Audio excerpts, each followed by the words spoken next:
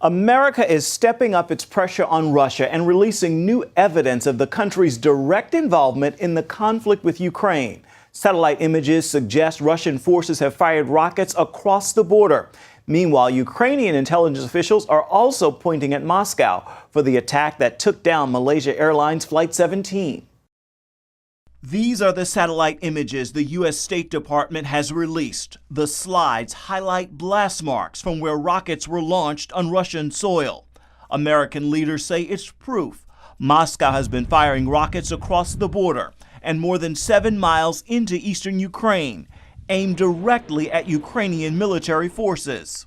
You've got a Russian government that has made the conscious decision to use its military force inside of another sovereign nation to achieve its objectives. First time, I think, probably since 1939 or so. With the release of these latest images, a State Department official says Secretary of State John Kerry has spoken to Russia's foreign minister, urging him to stop the flow of weapons into Ukraine. And he refused to accept Sergei Lavrov's denial of his country's involvement. Republican leadership says the White House must still do more. Senator Lindsey Graham wants to see even more sanctions on the Russian economy and support to equip and train the Ukrainian military. You know, I think what we've learned from these changing times that without American leadership, the world disintegrates pretty rapidly. I said last week, America is the glue that holds the free world together. And when you see us missing our AWOL, as President Obama's been, you see fracturing on multiple fronts. Russia is more aggressive, not less.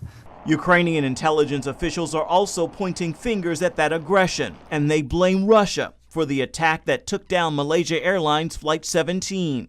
The security service of Ukraine possess enough evidence of terrorists who were sent from Russian Federation, from the territory of Russian Federation.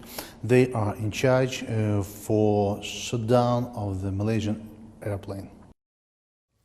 Meanwhile, there is a growing humanitarian crisis in some parts of eastern Ukraine, and at least one church in Kiev is responding.